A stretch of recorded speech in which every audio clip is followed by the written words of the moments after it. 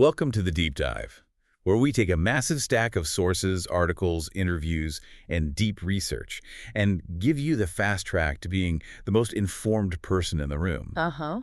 Today we're undertaking a deep dive into a career that serves as, well, kind of a blueprint for the modern comedic polymath, Jennifer Ann Kirkman. Yeah, it's more than just a path, isn't it? It's really a masterclass in professional transmutation, you could say. Transmutation, I like that. Jen Kirkman, she successfully navigated the whole high-stakes world of stand-up, Man. then mastered the volatile field of television writing. Which is notoriously tough. Exactly. Yeah. Then crossed over to become a New York Times bestselling author, and then sort of circled back to lend her technical comedic expertise as a consultant on prestige television, no less. Right. And when you look at her public profile, most people probably know her from, well, two main things, right? Mhm. Being that regular, super quick roundtable panelist on Chelsea lately. She did, what, 70 episodes over 6 years? Yeah, a huge run. And, of course, her incredibly unique and, frankly, unforgettable appearances narrating on Drunk History. Absolutely. Those are iconic. But what's truly fascinating and what we're trying to unpack today is the architectural complexity of that career. Okay. While her stand-up always remained the core skill, the professional infrastructure she built around it demanded skills far beyond just performing. Like what specifically? Well, ranging from the foundational training she got in acting way back to her more recent, quite technical role-writing specific, period-appropriate stand-up punchlines for a character on The Marvelous Mrs. Maisel. That's a really interesting point, the range there. It is. So our mission today is to really analyze exactly how she leveraged that singular observational comedic voice across such diverse and sometimes kind of contradictory platforms. Yeah, turning personal vulnerability into published success and technical expertise, it's quite the journey. Okay, let's start at the beginning then, the origin story. Jennifer Ann Kirkman, born August 28, 1974, Needham, Massachusetts. Yep, youngest of three sisters. And the sources mention her heritage is actually quite diverse. German, Polish, French-Canadian, English, deep New England roots. Right. But you mentioned something earlier that feels more critical to her professional delivery than geography. Yeah, absolutely. It's her college training. She didn't study English or communications, which you might expect. She majored in acting at Emerson College in Boston. Oh, okay. And that foundational training in performance and theatrical presence, that's really crucial, I think. How so? How does that acting background specifically show up in her stand-up style later on? Well, it provides precision. Stand-up, especially the kind Kirkman does, that deeply observational personal style, it relies heavily on characterization, on vocal control. Okay.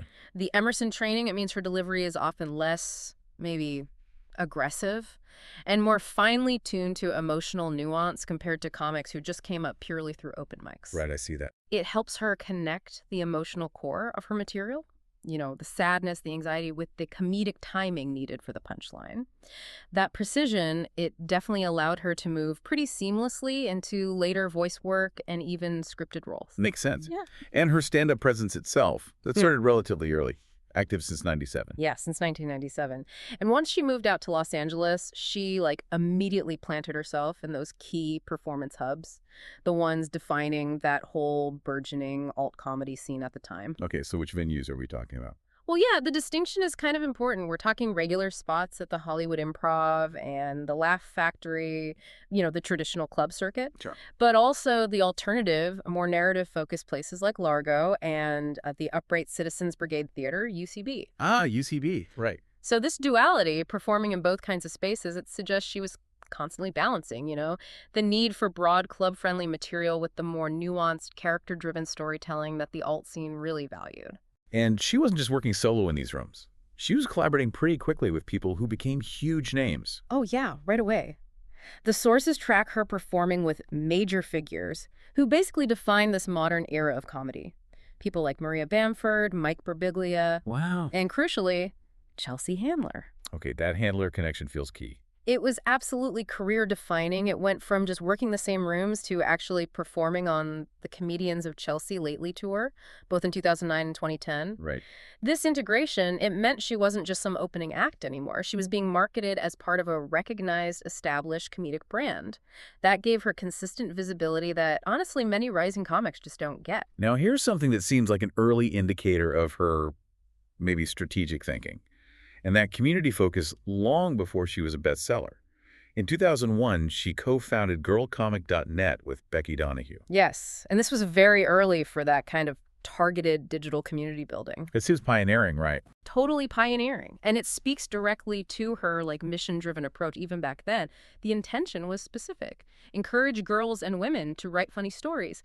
And importantly, to actively combat the pretty pervasive sexism that really characterized a lot of the club comedy environment at the time. So an intentional effort to showcase and elevate female voices. Exactly. And they backed it up with credibility, too, didn't they? Interviewing established, pioneering female comics. Yeah, big names like Joy Behar, Amy Poehler, Sarah Silverman. Wow. Precisely. They were creating this kind of positive reinforcement loop. And, while the mission was focused on women's perspectives, the sources do confirm they included men on the site, too. Okay. So it was about inclusion and encouragement, not really exclusion. But if it was such a pivotal, mission-driven idea, why did it eventually fade away? The updates stopped in 2003, and the whole site closed in 2006. What happened there? Well, that short lifespan is actually pretty instructive, I think. It tells you about the demands of the early internet versus the demands of being a touring stand-up comic. Right, juggling both. Exactly. It was clearly a passion project, but one requiring constant upkeep, nonstop production of fresh material. All while both creators were trying to build performing careers in what's already a grueling industry. Sure. It just shows how hard it is to sustain that kind of non-performance community work early on. But importantly, the themes that drove girlcomic.net, fighting sexism, highlighting unique female experiences, those are the exact same themes that would later make her books bestsellers. Ah, interesting connection. Yeah, the idea didn't really die. It just found a more, let's say, profitable and sustainable outlet in her narrative prose later on. That foundation of digital savvy, though, it certainly paid off down the line. By 2009, she was already getting formal recognition, named one of the top 12 rising stars in comedy by Entertainment Weekly. Yeah, and this momentum carried directly into the digital world where she'd already built some credibility. In May 2010, you had two major outlets, MSN and the Huffington Post, both naming her a top comedian to follow on Twitter. That recognition is really key, isn't it? It suggests her observational humor just translated perfectly to that, 140-character limit of early Twitter. Absolutely. It wasn't just about jokes. It was about connecting. Right. It's a crucial insight, I think. Twitter demands immediacy, precision, and a high volume of quality short-form stuff. That skill set, it's the same one you need for roundtable panel comedy. Uh-oh. So she was connecting with her audience outside the traditional club structure and, at the same time, basically training for what would become her defining television role. Okay, so that blend of digital smarts and consistent club work, it feeds directly into her most visible role. The regular roundtable panelist on East Chelsea lately, 70 episodes, that's just consistent high-level exposure over 6 years, an unbelievable platform for honing that quick reactive wit. Oh, definitely. The panel format is such a unique high-pressure machine, Yeah. You have to react incredibly quickly, often to pop culture news you might not even care about that deeply. Right. And land a punchline in a tiny fraction of the time you'd get on stage.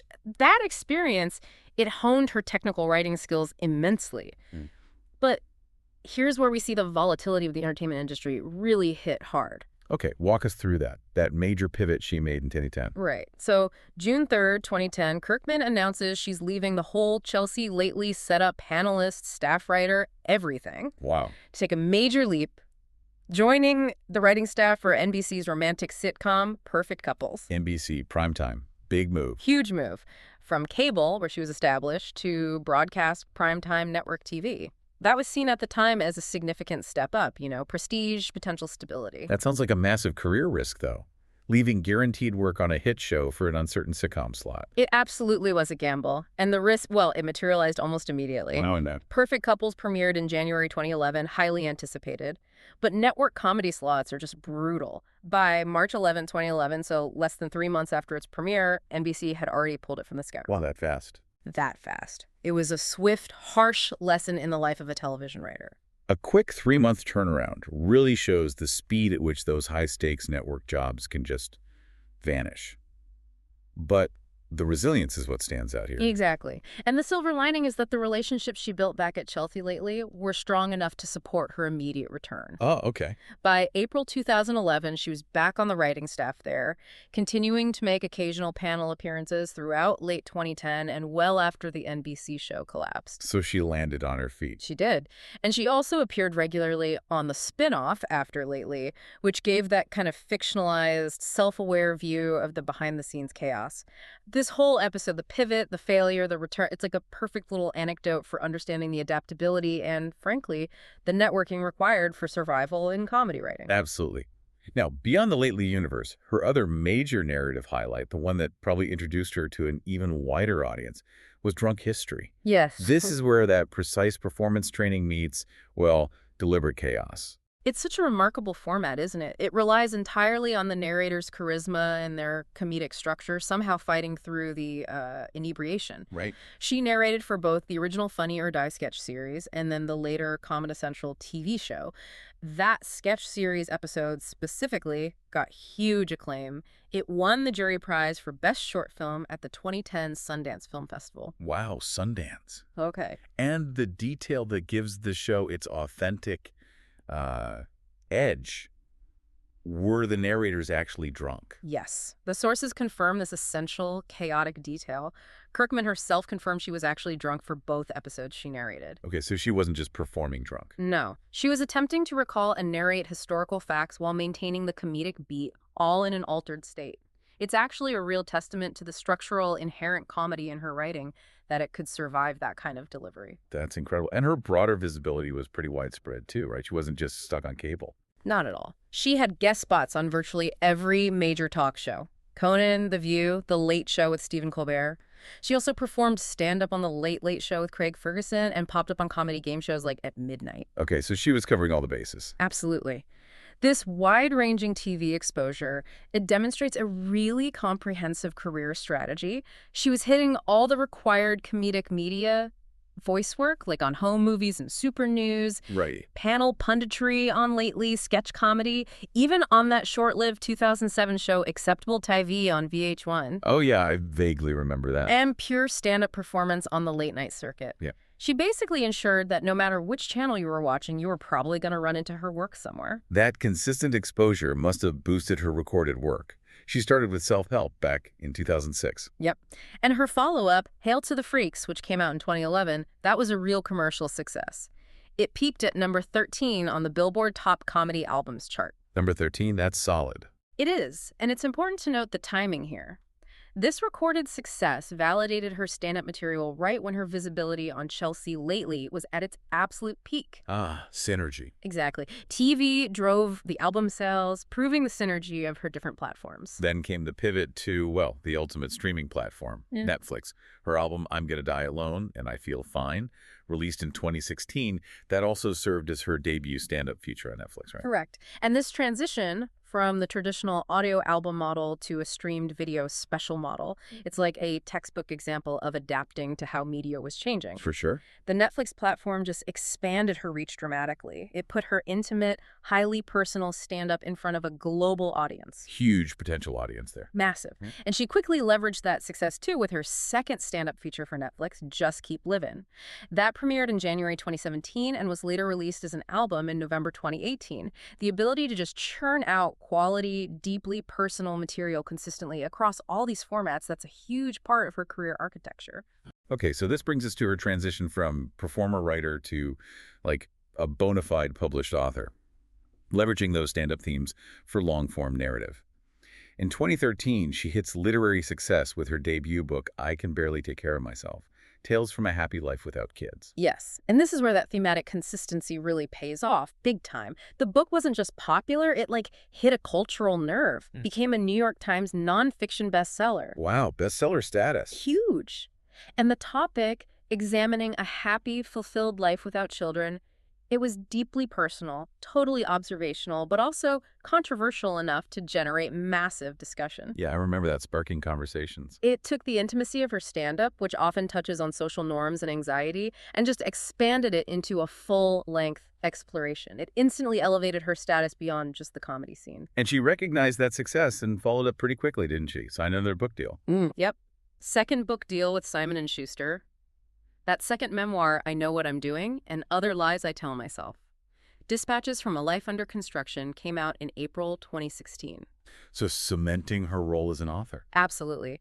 And what's important here is the sheer versatility in her comedic writing. She wasn't just writing stand-up or memoirs. She also contributed several published essays to popular collections like Rejected, Tales of the Failed, Dumped and Canceled, and Bad Sex. We did it so you don't have to. Okay. This just confirms her ability to write effectively across any narrative length, from a quick joke to a panel quip to a focused essay, all the way up to a full-length book.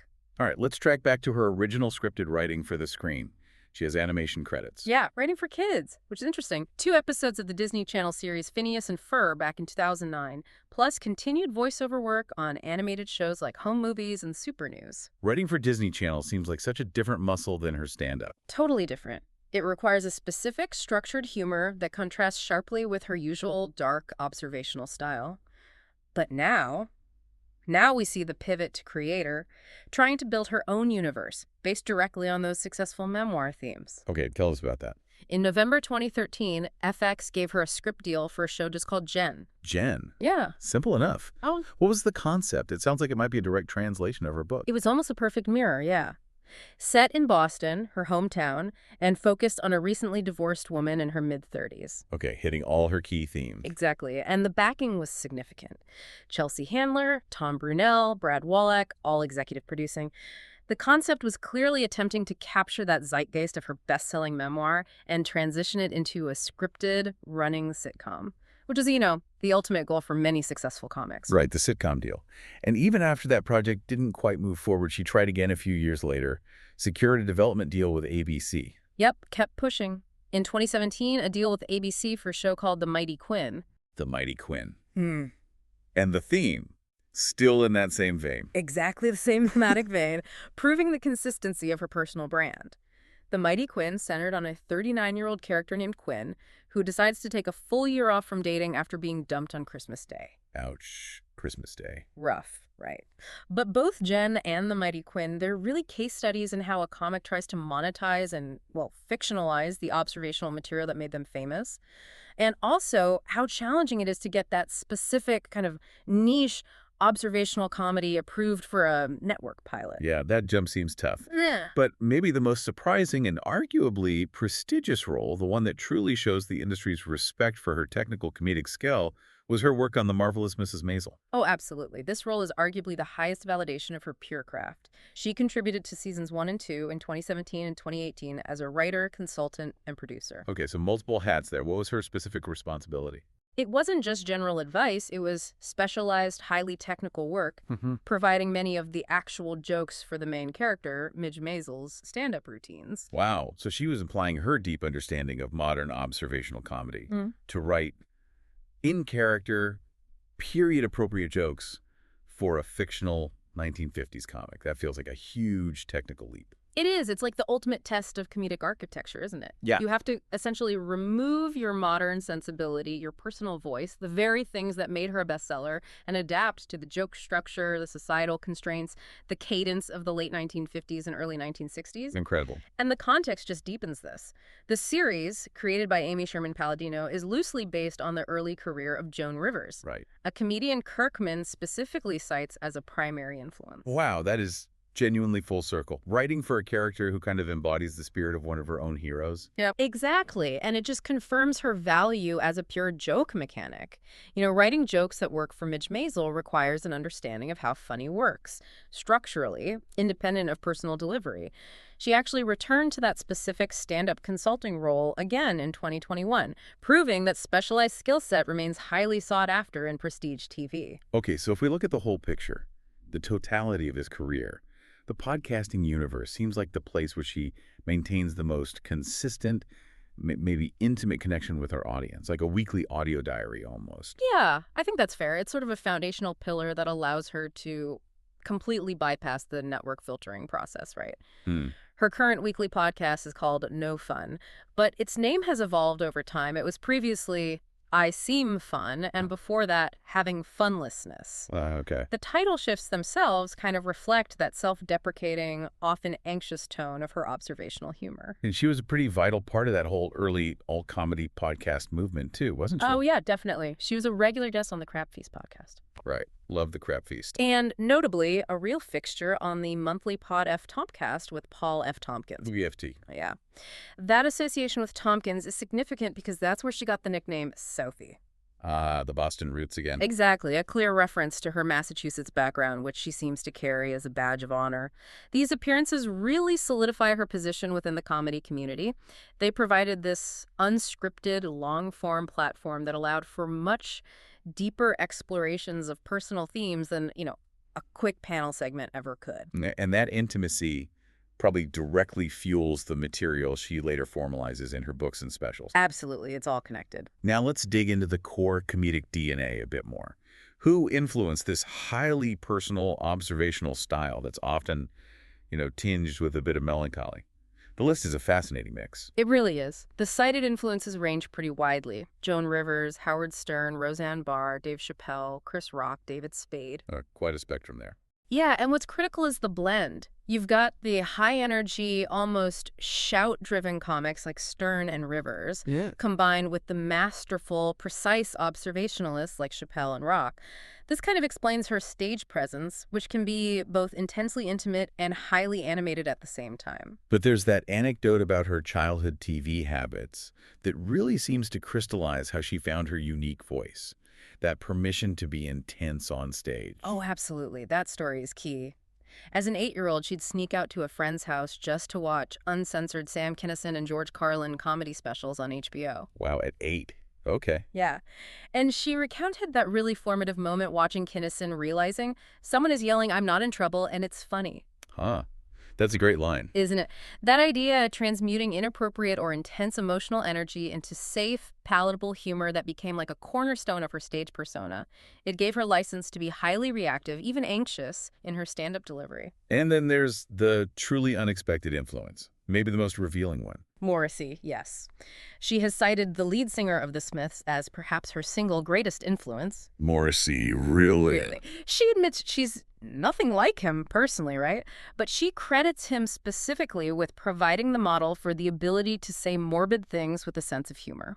Okay, I can sort of see that connection now. Yeah, this connection is paramount, I think, to understanding her observational style. It explains why her stand-up often includes that dark, self-deprecating edge, managing to be melancholic and hilarious simultaneously. She basically took the thematic structure of the lament, which is such a hallmark of the Smiths, and applied it to the personal anxiety of modern life. Fascinating link.